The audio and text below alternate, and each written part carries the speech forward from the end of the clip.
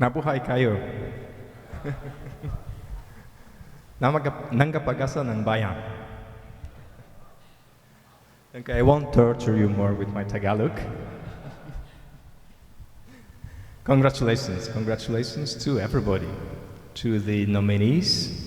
Congratulations to Mr. Yap and the board, and to people who run the foundation. To Sheila and to Georgia. This is great to see something like that happening. And I was looking at what you do before coming here and before speaking, and it's really amazing. I'm amazed, and yes, there is hope, as I said at the beginning, right? So this is great to see so many people working towards transition to a better society and towards transition to a more sustainable world. And corporate social responsibility 3.0 that is promoted by the BCYF Foundation is really key. It's great to see leaders of CSR 3.0, that many. It is important really because it gives you, it guides you, and it ensures and it helps you to use all the tools that you have for good. Because let's not forget that our knowledge, our resources, they are just tools, and sometimes they are used not for the good purpose. Right? And with the guidance of CSR 3.0, I think if people follow it, we can be sure that they will be used for a good cause and for good. And I've seen really one underlying kind of common denominator among many of you, which is education. And you use education as one of the greatest tools for CSR 3.0. Right? And it comes with a lot of responsibility, right? Because you are the ones who lead the way, you are the ones who show and teach and give an example. But CSR 3.0 can also be more even powerful if it is combined with knowledge of systems. Because, well, every single one of you actually is dealing with a lot of complex problems and a lot of global issues. And to really move a needle and have an opportunity to solve these problems, we really need to understand the systems in which these problems exist and in which we work and in which we live. So I encourage you, if you have an opportunity, to really take and study the systems dynamics and learn about systems and how systems works and how they shift. But I would like to share with you today a secret sauce from my work, and this is the kind of result of many years of my work. Just a few key elements that we have seen really emerging across the world in organizations and in initiatives that try to solve global complex problems. Right? So key success factors. The first one is a broad view. Right? You have to understand, as I said, the systems, and this can only be done when you have a broad perspective. And it's really sad to see sometimes that a lot of people who provide resources and who train entrepreneurs actually do the opposite. I have seen often from investors and from incubators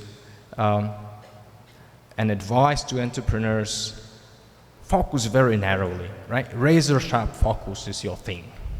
yes, that's fine. You can be focused and on activities, but you really have to have a broad view and a broad perspective to understand. And it doesn't mean obviously that you always have to do everything. And a lot of you I've seen, like Rise Up, for example, are great in partnership building. So that's the way you do it. You don't have to do everything yourself, but you have to have a broad view. All right? So that's one. The second element is long-term perspective. Long-term perspective is important because only using the long-term perspective can you have the right answer from the equation of what value is. And only using long-term perspective can you actually see the impact and the real impact. And short-termism is probably one of the greatest enemies of sustainability at the same time. It doesn't mean, of course, that you only have to focus and you only have to work for long-term perspective, because developing any initiative, and especially companies, it is always this tension between long-term and short-term. You have to pay your people, you have to pay your suppliers, and this is all short-term, fine, but never lose long-term perspective. Yeah. So and the long-term perspective is another one. The next ingredient of the secret sauce is root cause. You deal with a lot of complex problems, and to have an opportunity and to have ability really to solve these problems, you have to know and address their root causes, not only symptoms. And unfortunately, I see a lot of people, and a lot of people with goodwill saying, we want to solve that problem. But the only thing they do is they address the symptoms. By addressing the symptoms of the problem, you can actually never solve it. It's simply impossible. Even more, there is a danger that if you attach your income stream to the symptoms of the problem, and I've seen that quite often, actually very easily you can become the one who doesn't want the problem to be solved, because you need the symptoms to persist to make money. And that applies not only to for-profit, but often to non-profit organizations, right? That doesn't mean that addressing the symptoms is not important. Of course it is, and we have to manage the symptoms and address them. Now it's like when you are sick and you have a very high fever. Well, before you can diagnose where the fever comes from, you have to address the fever and bring it down. Otherwise, if it goes close to 42, you're dead, right? It doesn't matter what the cause was. So yes, we have to address and manage the symptoms, but we have to address and understand the causes of the problem, and only then will we have opportunity to really solve it. The next ingredient, the fourth one of the secret sauce, is flexibility. Because when you deal with complex problems, and when you build the initiative, when you build your organization, when you build your company, then you have to change a lot. You have to be flexible. And don't be afraid to change. Don't be afraid to change your approach. Don't be afraid to change your business model. Don't be afraid to be flexible. Because that flexibility is really very, very important. And as you are addressing the problems, as you are building a better society, as you are building a more sustainable world, you have to adjust and you have to change. And unfortunately, a lot of people fear change. Or a lot of people want to say, okay, no, I have the solution, I have the silver bullet, that's it. We do these, and that's it, that's our thing, right? No, it doesn't work like that. Actually, to build up, to change, and to solve the complex problems, you need to change, and you need to adapt as you go, right? So remember the elements of the secret sauce, right? It's a broad view. Never lose your broad perspective. Never lose your vision. Vision has a great power, right? And you have to really think broadly. Flexibility, right? You have to change. Root causes, right? And long-term view. And with that, we've seen great things happening in the world. I've seen an organization solving an issue of illegal logging and really making a great change in poverty within only 5 years. They've used these elements.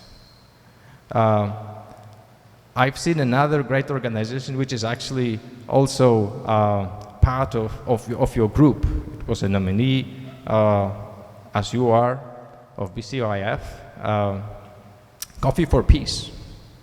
They are fantastic. They deal with probably the greatest complexity you can ever have. And that's poverty and armed conflict. I don't think you can have anything more complex than that. They use the elements. And we've used it time and again. There is a great movement on zero waste. And those who are really successful in that movement use these elements, right? It works. You may combine them in different way, but we've seen them everywhere. And every single case that we've seen working have these elements. So that's why I wanted to share it with you, and I hope you remember them and you put them to a good cause. And if you want, and you also have great resources here, and you have great people to support you, especially those who are the finalists. So put them to a good cause. And one last thing, don't forget to monitor your impact. This is something that will help you not only to keep that broad perspective, not only to track what are the outcomes of what you're doing, but also will help you to attract resources.